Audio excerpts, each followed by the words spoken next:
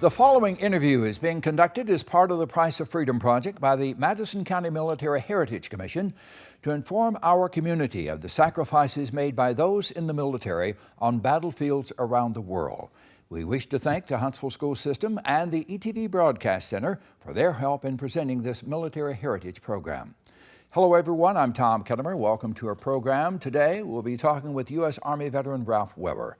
Ralph served 25 years as an Army aviator and is the recipient of the Distinguished Flying Cross and an Air Medal with Valor for his bravery while serving in the Republic of Vietnam. Ralph was inducted into the Madison County Military Hall of Heroes in 2003.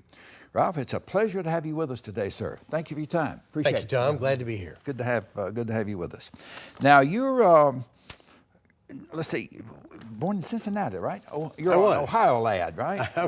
Yes, I was born in Cincinnati, and grew up there. Went to school there through high school, and went eventually right after high school.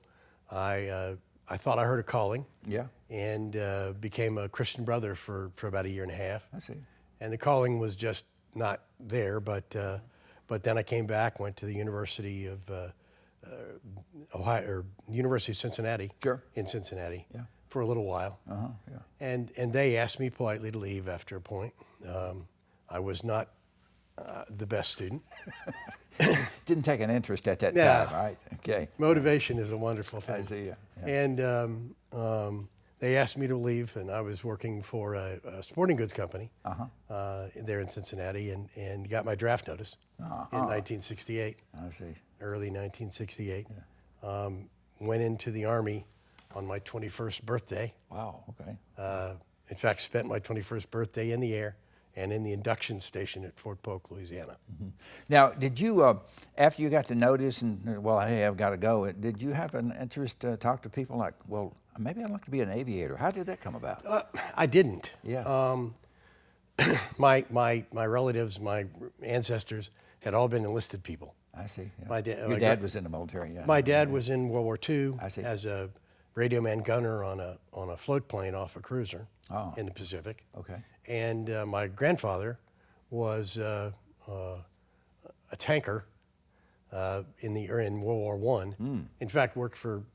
He always claimed he worked for George Patton. Yeah. Whereas George Patton was a major. But wasn't a general at that time, was he? Yeah. Right. But anyway, so I didn't really consider that. Went to basic training at Fort Polk, and was about halfway through infantry advanced training in 1968, with all that would portend. And they came to me and said, "Hey, we looked at your test scores and all like that, and would you like to go to flight school?" And having just come out of the field, sleeping over 48 hours in the rain in Louisiana in September, that sounded pretty good. A pretty good opportunity, right? Yeah. So I did. I was transferred to Fort Walters, Texas, and went to primary in Fort Rucker then for advanced training, and got my warrant and got my wings in July of 1969. So, like when in high school or anything, you didn't do any flying or try to get a pilot's license Didn't. Nope. Okay. Had no exposure. Right. My first ever flight in an airplane was going to basic training. Wow. Okay. Yeah. And was that? Had no background. Okay. What kind of planes did you train in? Helicopters? Now you went. Yeah, I was a helicopter training, and we started off in the TH-55. The Army called it an Osage. It was a Hughes, small Hughes two-place aircraft. And we trained in those and got about 110 hours in those, soloed in that. Yeah. And then when we went to Fort Rucker, flew Hueys. Yeah. And then after my class standing was high enough, they offered me my choice of advanced aircraft. And so I elected to go train in Cobras at Fort Stewart or Fort Hunter Army Airfield in Georgia, and so we did that until I went to Vietnam. And now, and that's when you, along about this time, you went to warrant officers training, or training. Well, for we becoming an officer. did at that time. Yeah. warrant officer training and flight school happened at the same Combination. happening at the same time. Sure. We did, when I first got to Fort Walters, we did 30 days of what they called pre-flight training. It was a compressed OCS. Where they just harassed you forever, and tried to teach you how to be a military officer. Sure. Yeah. With more or less success. Yeah. And then they continued that training, but we were also trying to learn to fly. Commissioned officers would go in and just all they had to do was learn to fly, but warrant officers you had to be able to do them both, and keep the two both going. Yeah. And it was a challenge, but it was a lot of fun. Yeah. You started out as Warrant Officer 1, is that right? Yes. Yeah, that's the first, yeah. At that time, there were 4 grades of warrant officers. Right. Warrant Officer 1, Chief Warrant Officer 2, 3, and 4. Later, they created a grade of CW5, Chief Warrant Officer 5, which is the highest grade today. So you started off as Warrant Officer 1, and we all did, and right. I got promoted to Chief Warrant Officer 2 in Vietnam. Yeah. Ralph, what was it feeling like when you first, took controls? Maybe if someone was sitting, an instructor beside you, what was that feeling like when you first were flying? It was amazing. My personal experience was that the first time I flew, it was hard. It was really hard. It was harder than I had ever thought it would be. Were you nervous? Oh, well, sure, but yeah. but mostly just I didn't know what to do. Yeah. I was gross Still ignorant. learning, yeah. And I had a real hard time in pre-solo because my instructor and I didn't see eye to eye on how we ought to do that. And I was given a flight evaluation, and they changed my instructor, and that was night and day. The thing I remember most about flight school was when I first started soloing, and it was just me and the aircraft. And that was a feeling that it's really hard to describe. It's almost total freedom. It's obviously freedom to kill yourself if you're not real careful, but to go and do and you're in control. Oh, absolutely, yeah. Absolutely. Yeah. And that becomes very addictive. You want to be in control. You want to be the person who's making the decisions. And I, because of the problems I'd had initially, I had a lot of solo time in that second half of primary, and so I got to fly solo almost every day. Yeah. Now, when you went to Rucker, did you go is that when you transferred into Huey's or that? Right. Yeah. Okay. Well, we first went to Fort Rucker, and then we flew OH-13s, the old Korean War bubble helicopters. Oh yeah.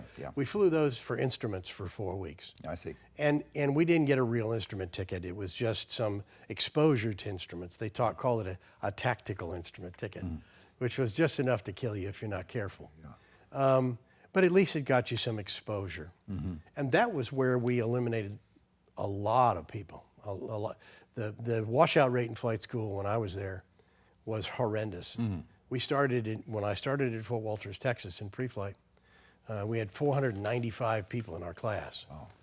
It was a big class. Vietnam was hot. And this was what year was this? 1969. 69, right. Okay. I'm sorry, 1968. Okay, yeah, right. So then we went to, by the time we got done, and we dropped a bunch of people in pre-flight and a bunch of people in primary, and then a bunch of more in instruments. By the time we finished, we only graduated 106. Wow, out of 400. It was about 1 in 5 graduated. So there was a tremendous washout rate. I think the theory was we need a lot of pilots, so we'll let anybody that can pass a couple of tests, whether they got any real interest or not, go to flight school, and the ones that survive. It was very Darwinian. How long were you at Fort Rucker? I was at Fort Rucker for, we got there right at Easter in 1969 and graduated middle of June as a W1 and got my wings as an aviator. And then went direct to Hunter Army Airfield. No more training. You went straight to Vietnam. No, I went to Hunter Army Airfield. Hunter, to fly I'm Cobras. Sorry. Okay. Spent 4 weeks flying Cobras. I see. And then went to Vietnam. What was it like flying the Cobra? I loved it. How was it different from for the Well, a Cobra is much more sensitive on the controls. Yeah. In the front seat, the controls are only about tall, the sidearm controls. And so it's really stiff, but really sensitive. In the back seat, where the pilot flies, and that's where I spent most of my time in training, it was very sensitive. You're there by yourself. Your co-pilot's in front of you because it's tandem seating. And the co-pilot really can't help you find everything on the instruments, find the right switches, all that kind of stuff. And so it was a real challenge to do, especially at night or when you're trying to fire weapons and things like that, because you can get really busy. Later, that became a wonderful experience. So you were at Hunter for how long? What for? Just 4 weeks. 4 weeks, yeah. So I reported to Vietnam in October of 1969. They give you leave after you left Yes, home? A few days? Yeah, they gave us 30 days. Were you married at that time? No, I was not. Okay. I was not. Yeah. So you went to Vietnam. What was your first base in Vietnam? Well, we came into Saigon. Okay. And went through an in-processing. And then I was sent to the 3rd Squadron, 17th Cavalry Sea Troop called Charlie Horse in a place called Dian, D-I-A-N, which was in 3rd Corps tactical area, not terrible far from Saigon, about halfway between Saigon and Bien Hoa. Yeah. And so that was our first post, my first post. Yeah. First base in Vietnam. And at that time, you were flying the Cobras. I was. I see. Yeah. I was a Cobra gunner at that. Everybody started out as a gunner. And you accumulated time, and you were taught by the old guys, people who'd been in country 8 or 9 months, and had learned how to do it tactically. And then after some time, when everybody had judged that you were ready, they would put you in the back seat. And you would train as an aircraft commander, is what we called it at the time.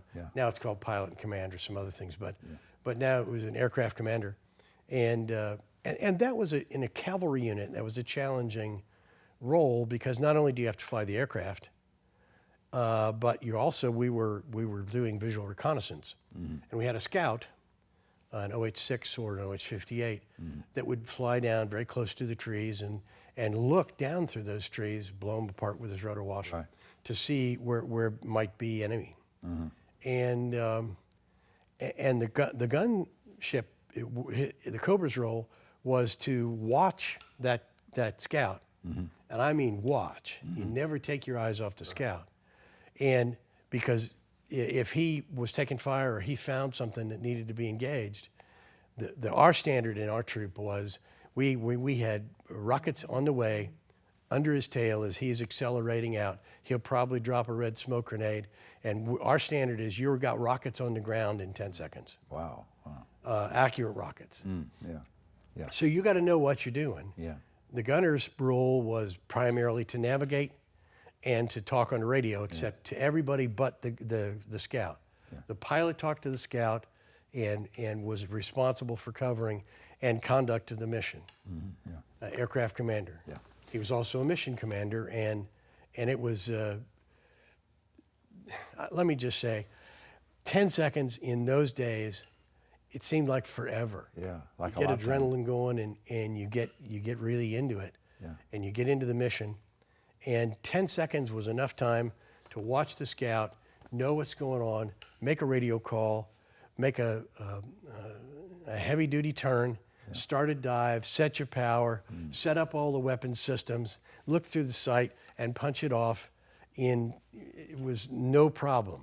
That's where the training comes in, isn't it? Well, it does, and you could become really sort of addicted to the adrenaline too if you weren't careful. Now, you told us about the first time that you were a solo flight. Right. Talk a little, Ralph, about your first time that you flew in Vietnam and going up in the aircraft, and you're thinking, people may be shooting at me. Talk us about. Well, we had some short flights with instructors to check us out and make sure that we were safe. But my first flight tactically was again, we did a lot of visual reconnaissance, and so I had one of the old guys, a guy named Rex Shelton, as a matter of fact. He was called Pappy because he was the old man of the unit. He must have been 27 or 28. He's an old man, Yeah. right? Yeah. And he was flying in the back seat, and he was teaching me how to do it. Yeah. And in fact, we did take fire that day. But at the time, you know, he's trying to talk to me and trying to do the mission. Yeah. And he was a great mentor. He was really my mentor. Yeah. And throughout the first several months of my tour. Yeah. And so I didn't have time to be scared. Right. I didn't have time to wonder about it. I just had time to execute my training. Yeah. Talk a little about now when you had some downtime. You know, you were. What could you do? I mean, did they, you know, hold up a sheet and you have movies? You know, or talk a little about. Well, I mean, yeah, there was some of that, but we were pretty much on our own. Yeah. There wasn't a lot of. There were a few USO shows. Yeah. And we had an officers club on Zion, and we'd go over there and they would import like singing groups, primarily from Asian countries, the Philippines, Taiwan. Yeah. And they would come in, and mostly girl groups because it's a whole bunch of guys, and Exactly. and that was attractive. Sure. Do you have barracks or do you have sleep in tents? Or Well, I didn't. We were in at that time we called them HOHs. Yeah. It was an open-sided building. It had a tin roof, and it had slats with screening, and then sandbags about halfway up. Mm-hmm. Yeah. Because every now and again we'd catch some mortars or rocket bombardment. Yeah. But our HOHs were air conditioned, or not air conditioned. Geez. Not hardly. No, not a chance.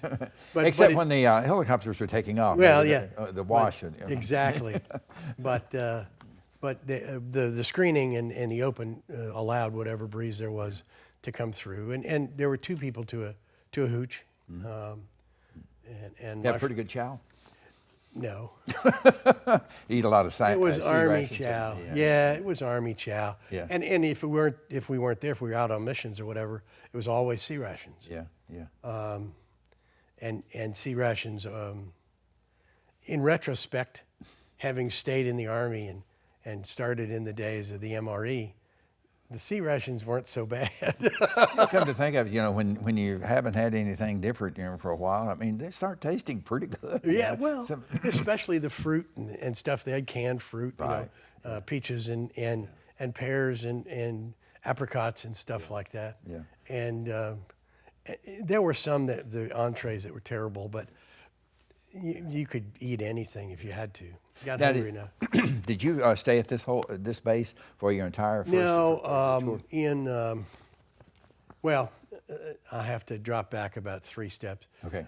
In December of '69, I was still flying as a gunner and just started to train as an aircraft commander. Right. And my roommate, my hooch mate, if you will, a guy named Mike Earl, W2, was test flying a Cobra. And the tail came off in a tail rotor came off in a dive, and he crashed and died. Oh. And he had an enlisted tech inspector in the front seat who was also killed. They didn't have another test pilot, and at the time the Army wasn't training test pilots, or at least enough of them to have everybody have one, and so they asked me to be a test pilot. And so I did, and was test flying aircraft on the side while still flying missions. In February of '70, I had the previous commander of the 369th Transportation Corps Maintenance Detachment, which was attached to Sea Troop,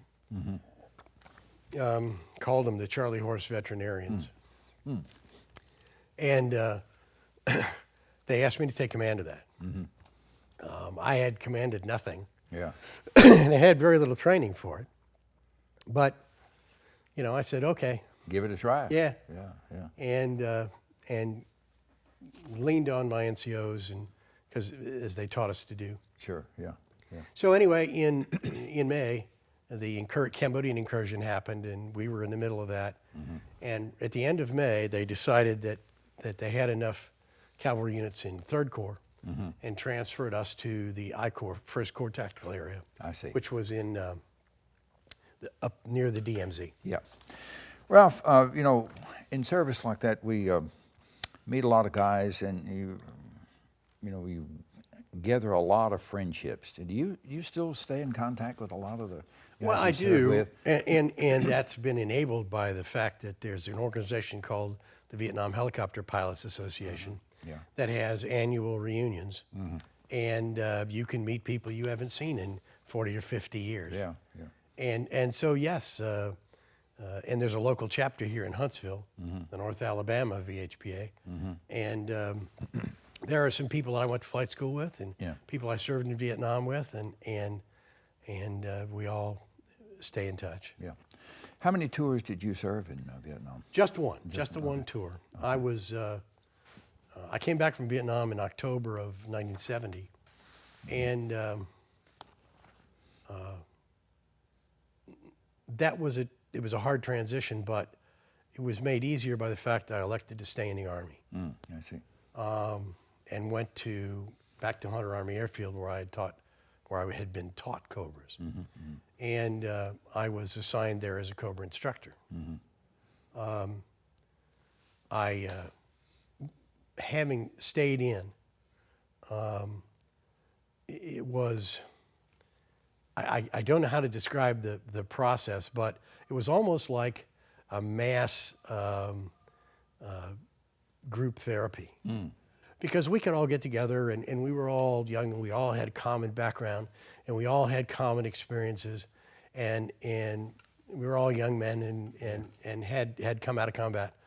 And so we could tell war stories and relate to one another. relate to all those experiences. Sure, And you could tell terrible things that had happened to you, and nobody went, "Oh, aren't you so," you know, they'd laugh it off. And or you could tell great experiences, and everybody could sort of understand. And I think that was a great thing for me. And I think it cut down, those of us who stayed in, the PTSD rates are much lower. Diagnosed PTSD or incapacitating PTSD are much lower than those people who came back and just got out. Either Vietnam, Desert Storm, you know, any of the engagements in Afghanistan or Iraq. Getting out of the Army and just sort of being dumped into the civilian world is really hard, depending on how much combat you've seen. Good point, good point. I always like to ask a pilot who served in Vietnam about the different parts. You're in different areas of Vietnam. And a lot of people always want to know, describe the area. What was Vietnam like from the air? Vietnam from the air was a beautiful country. You didn't see a lot of the ugliness. There was some. Sure. And it got to be more as B-52 strikes would, or as we sprayed Agent Orange to make all the trees die, which was a necessary military measure. Please don't misunderstand me. Right. But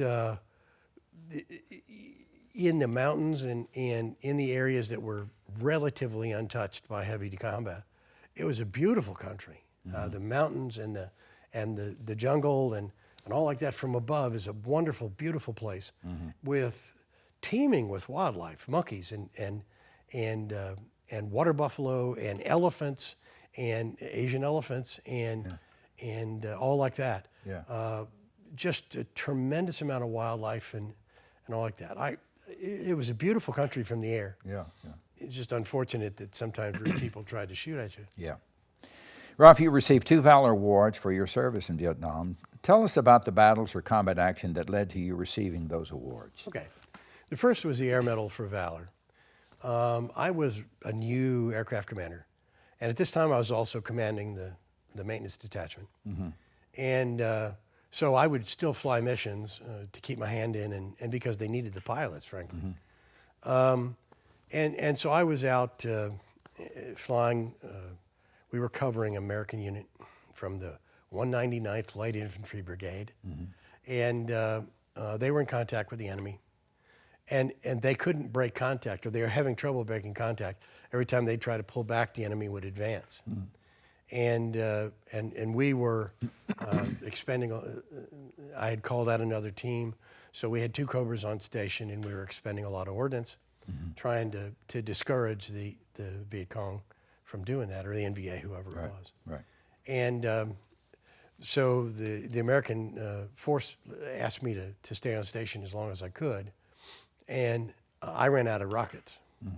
So I stowed the turret and continued to make gun runs to cover my wingman because he needed coverage because they were still shooting at us. Right. And so I just would make gun runs with the minigun in the turret, firing stowed.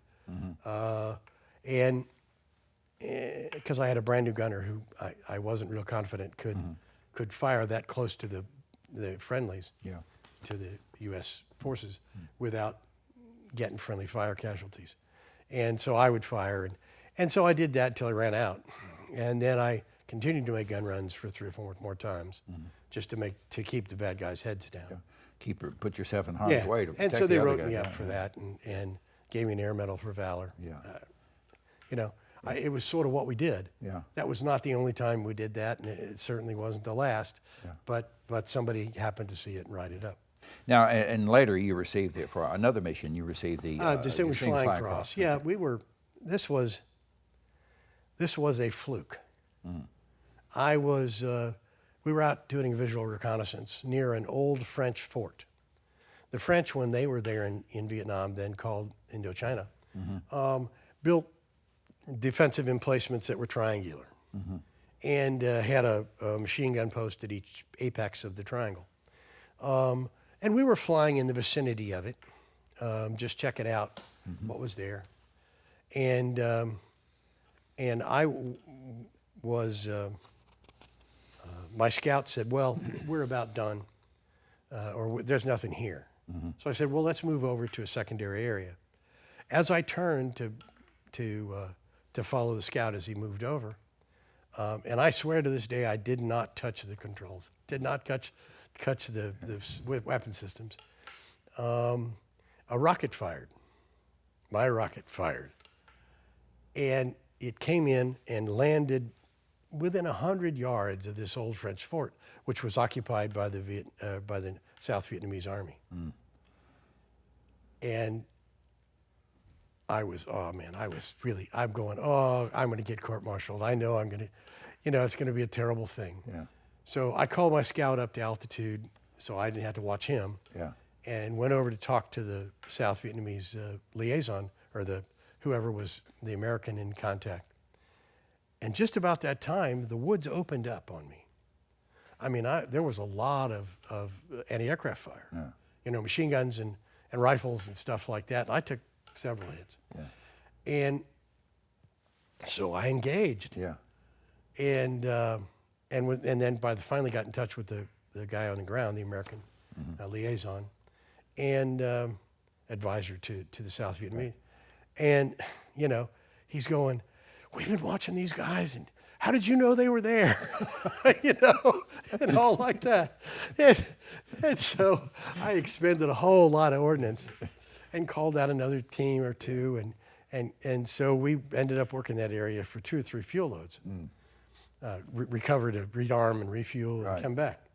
So the advisor wrote me up for a Distinguished Flying Cross because I had, I don't know, he didn't know how I had found out that these bad guys were all there, but they could have overrun this post and all like that. Tell me you're clairvoyant. You see these things. I'm just really good, But anyway, it was a complete fluke. And again, people that got those kind of awards, it was because somebody saw what you did and thought it was worthy. I'm not sure that's true, but that's how it happened. How it happened, right.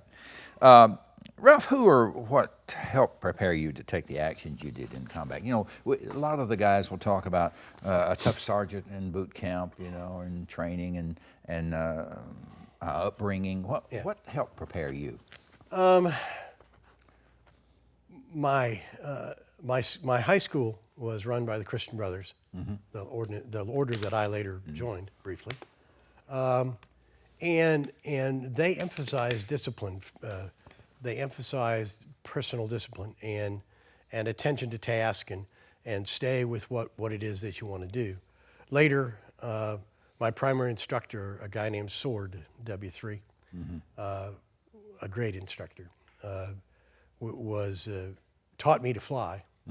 And then Rex Skelton in Vietnam was my was my mentor, and he taught me how to do combat. So it was a little bit of everybody. A combination there. Yeah, Sure. But you and training also. Well, sure, all the training. Yeah. All the training is good, but if you ask me those individuals, sure, those are the ones that stand out. Sure. And my dad, who was a policeman, and died when I was a sophomore in high school, and in the line of duty. Sure. And he was a big influence on me. Sure. Describe what it's like to serve in a war zone, the thought you have of possibly being killed or wounded during a battle. I didn't think about that. I didn't think about being killed or wounded in the battle. When the battle's going on, I didn't think about it. I was too busy. Later, you'd sometimes get the shakes. After you get back on the ground. Thought about it. Yeah, get it on the ground, and I didn't think about being killed or wounded. I thought I was invulnerable. Yeah. I was young. Well, you're a young man, Yeah, and I just didn't think that I could be, and I thought that if it did happen to me, it was because I did something wrong. And so I didn't really think about it then. I see. Later, after the tour and after I'd had some years of experience, then I would worry about it. But at the time, I really didn't, because I knew I was well trained. I knew I was backed up by the finest military force in the world at that time. I knew that my unit and my fellow pilots and our crew chiefs and our gunners and all like that, everybody was top. And I figured if something bad happened, it was probably my fault. Yeah. Then try to take care of you too. Yeah, sure. If something were to happen. Yeah. Ralph, is it okay to be afraid or scared during combat? How would you answer that? I think it's okay. Yeah. I think it makes you pay more attention to what you're doing, and I think it's inevitable. Again, the adrenaline rush can become addictive if you do it all the time. Right. And the longer you spend in combat, the more days, the more occasions you spend in combat, the more addictive it can become, which can be a problem later. Sure. But being afraid is no. I knew people that were terribly afraid, and still did their jobs, and I knew one or two that incapacitated them. And I don't have a problem with being afraid. What I have problems with is not doing your job. I see. Now, how does it make you feel when people call you a hero, or when they hear about and read about what you did in combat? I'm not a hero. Yeah. It makes me feel grateful that people think that. It makes me feel grateful that I was given the opportunities I was given. It makes me feel grateful to my Lord that I survived the experience, even though I made multitudes of errors, and most of which I learned from. Because I didn't let him kill me for some reason, or the Lord didn't let him kill me. Yeah. and got shot down a couple of times. Didn't get any medals for those. Yeah. But because I figured it was my fault in both occasions. But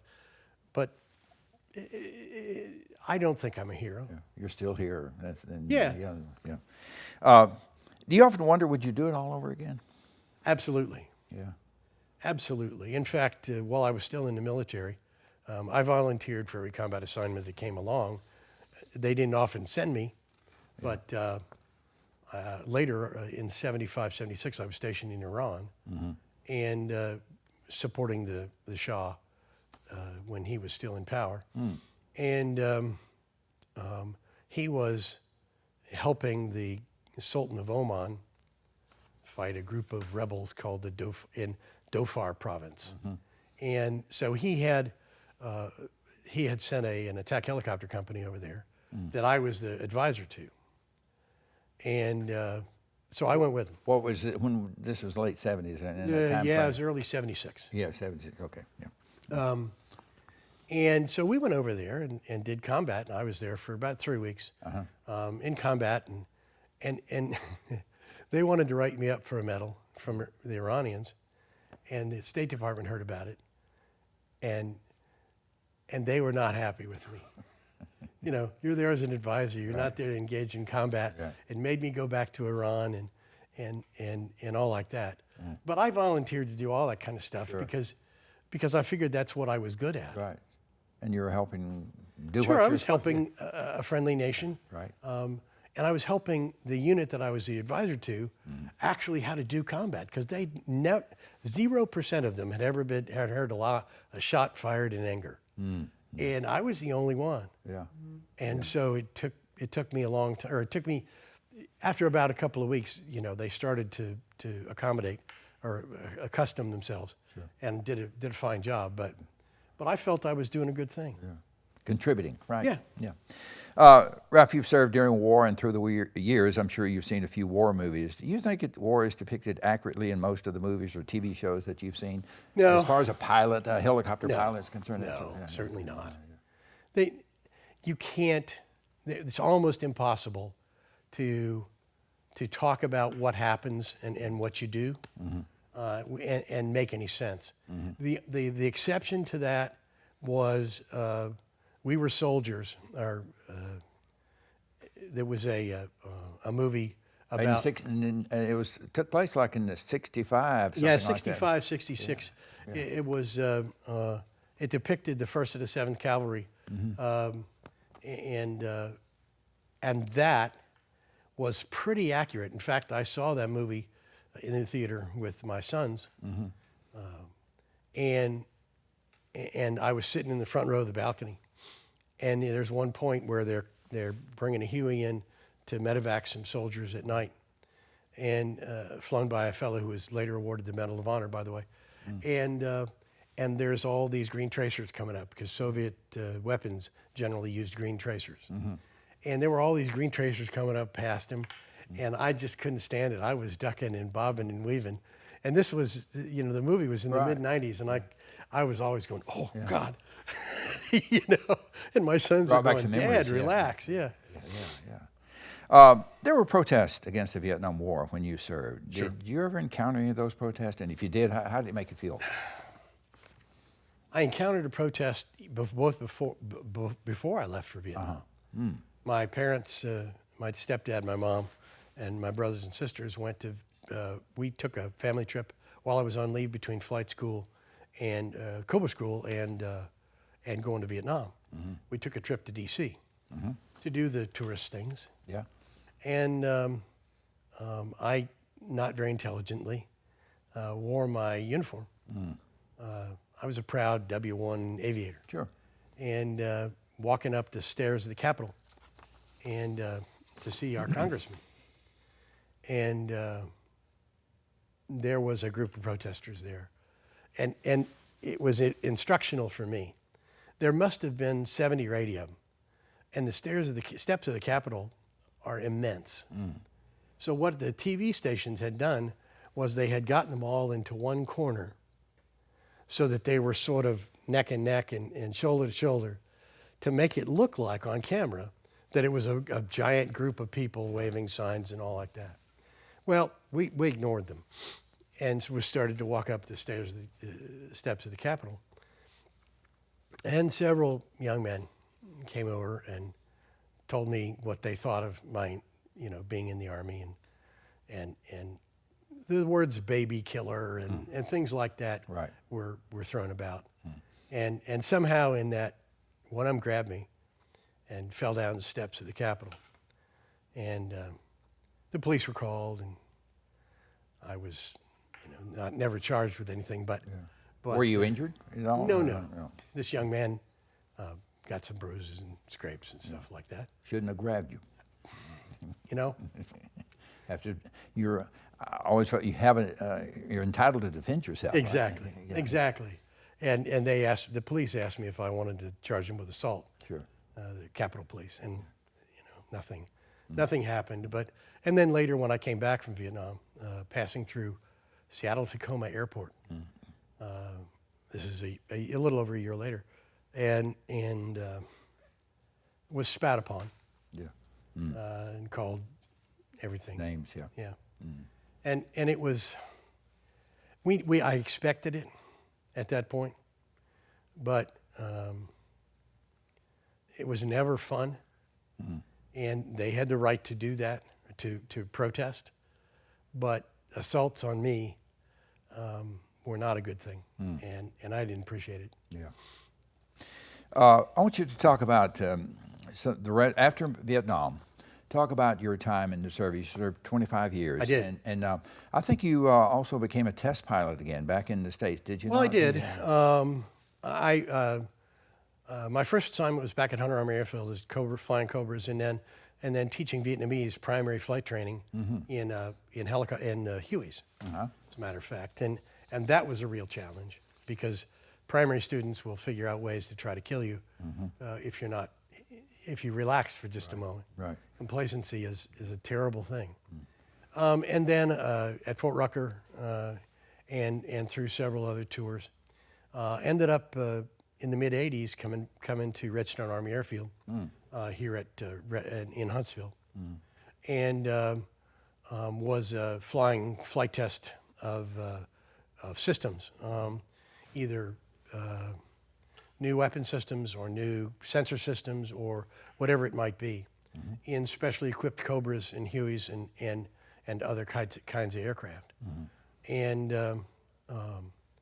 it was immensely difficult flying because it is precise. But it was a heck of a lot of fun.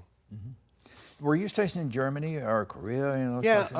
Well, they tried to send me to Korea once or twice, and I was able to get out of that because I didn't really want to go on an unaccompanied tour, because I'd gotten married when I was stationed at Hunter Army Airfield after Vietnam. Okay. I got married and was having children during that period, and I didn't really want to go on an unaccompanied tour. But then came time, 1980, and they sent me to Germany. And I spent, 6 years out of the 80s I spent in Germany with armored divisions, doing the kinds of stuff that you do in peacetime army, practicing for combat and like that. Germany was fun, actually. It was great to my boys to meet German people and be able to see places that they would never see, and for my wife, it was great. We were able to live on the U.S. post, so she didn't have to learn too much German, and I did because I cared, but she didn't really want to, and she was taking care of 3 young boys and stuff like that. She didn't really have time. Right. I want you to tell us about your family. I know it took a while for you and your wife, Diane, to finally get together. Tell us that story. It's interesting. Yeah, I knew her. We knew of each other. We grew up maybe 3 or 4 miles apart. And my Diane, who became my wife, and my sister, the oldest of my sisters, were good friends in high school. And after high school. And my wife, now Diane, dated my first cousin. And so we would go to family gatherings together, and Christmases and Thanksgivings and stuff like that, and didn't really like each other. And at first. Yeah. At first, yeah. Okay. And so I was dating somebody else and like that. And then I went to Vietnam, and she broke up with my cousin. But she and my sister were living together, had gotten an apartment in Daytona, Florida, and were working and being young singles in Daytona when I came back from Vietnam. I went down, drove down there to see them while I was on leave after Vietnam. And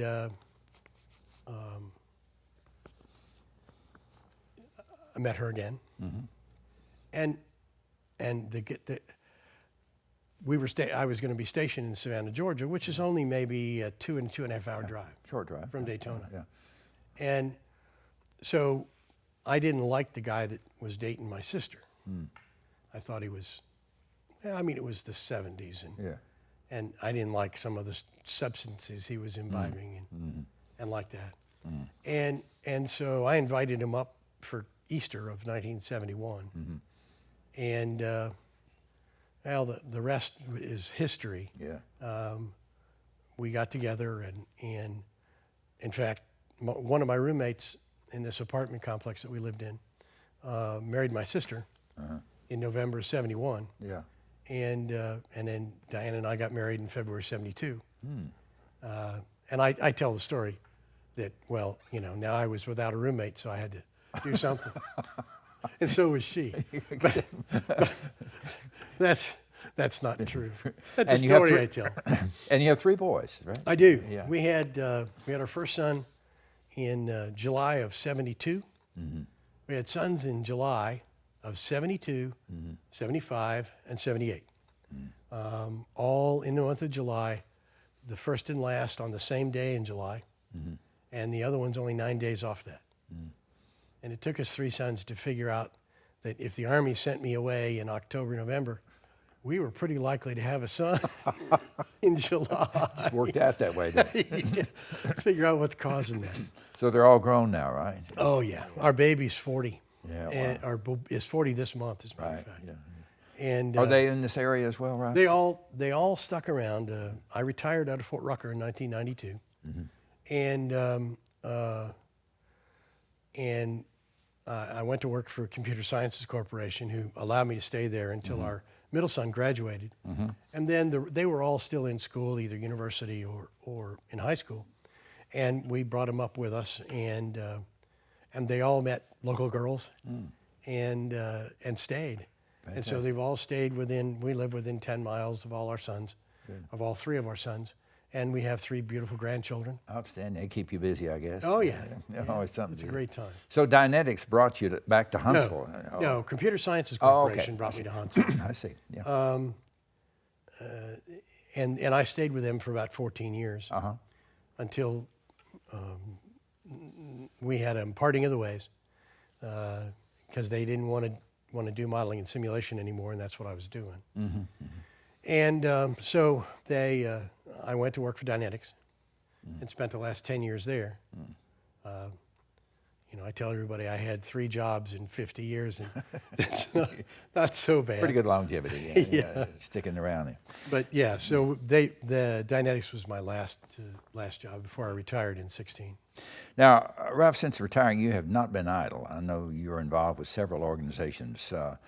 Talk about what's keeping you busy these days. Okay. Well, I'm on the board of directors of the North Alabama VHPA, which is a 501c3, Vietnam Helicopter Pilots Association, and we spend a good bit of time doing that. I'm the president of Saving Our Flying Heritage through a Flying Museum, another 501c3 that is trying to get the aircraft together and the money to build a North Alabama Aviation Museum as a tribute to our aviation heritage. Right. I'm the executive director of a 501c6 industrial development organization called the Alabama Modeling and Simulation Council that wants to build up the business and industry of modeling and simulation in Alabama. And I'm involved with political parties and political clubs, and I stay busy. Yeah. And you and your wife, Diane, still have time to travel occasionally, I understand, right? Well, about 20 years ago, we thought about what we want to do, and I think it's necessary to plan. I'm sort of a planner by avocation and training. And I thought, well, gee, what do we want to do? Yeah. I don't golf. I don't hunt. I don't fish. Yeah.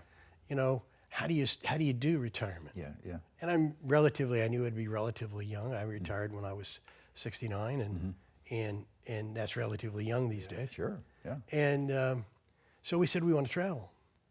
So we set things up and saved the money and did without some other things that we might have had or done in order to be able to travel when we retired. And we've traveled starting even before we retired, but in the last, starting in about 2001, after 9/11, it made it more important, I think, to get away. And we've been to every continent except the Antarctic. and we're talking about that. But been to every continent. That's fantastic. And many, many, many nations. Yeah. And have had a great time. Good, good. Just got back from a Panama Canal cruise, and we're headed to Cuba end of August. And you're going to bring me back a cigar, right? Yes, sir. Yes, sir. Ralph, what advice would you give to young people who may be watching this interview and are considering a career in the military? I think a career in the military can be a wonderful thing. It will teach a young person some discipline, and unfortunately we don't teach that very well anymore. Parents can, but the schools don't. And I think it can teach you valuable skills, even if there's not much call for helicopter pilots, after you retire. But the things that you learn in terms of sticking to it, you've got a chance to get your education. I mean, I claimed that I took a 4-year college degree and crammed it into 15, but I got it. Right. While I was in the military, raising 3 boys. And it gives you a chance to learn how to be a leader, how to be a follower, how to be a doer, how to get things done. And that was, in fact, when I retired and went to work for a company, that was really hard. That was a hard thing for me. Yeah. That was the hardest transition I did, was not, I mean, they'd tell me to do something, and I come back in the next day and say, okay, here it is. Yeah. And they're going, what are you doing? You trying to make us look bad? And I got my behind lashed, I mean, daily for about the first year, because I was wanting to get it done. And taking care of business, weren't you? Yeah, exactly. And that didn't go over very well. So it was, you learn a lot of good things. And I recommend it. I think even just one tour in the military. I have a young nephew who did 4 years as a Marine, and it changed his life. He was undirected and unguided, and had great parents and all like that, and a great education through high school, but didn't know what he wanted to be when he grew up. And 4 years in the Marine taught him that, and he's finishing up a degree in physics as we speak. Fantastic. Simplify. Yeah. So it made a man of him, right. And the military will do that if you let it. You always have to make adjustments after the military, whether if it's 20 years or, as you said, 3 or 4 years. Yeah. There's adjustments to be made. Absolutely. Yeah. Ralph, tell us about being inducted into the Hall of Heroes. What was that experience like, and what did it mean to you? It was a great honor. Yeah. It was a great honor. I was inducted with several real heroes. Well, you're a real hero too now. But it was an honor to be recognized by the city and the county, and to have my awards, the citations read in front of thousands of people. Right. And then to ride in a parade and all like that for Veterans Day, and it was a great honor, and it's a great honor to be there now, and I stay in touch with them and stay in touch with the organization, sure. And you get to meet some Medal of Honor winners and people like that are the true heroes of our nation and our military. Yeah. Ralph, I want to thank you for participating in our oral history interview series and allowing us to preserve your military experience for the people of this community. And thank you, sir, for your service to our country. Thank you, Tom. Appreciate it. Appreciate it very much. Now, if you would like more information regarding this interview or any interview in our Military Heritage Series, please contact the Madison County Military Heritage Commission website at mcmhc.org.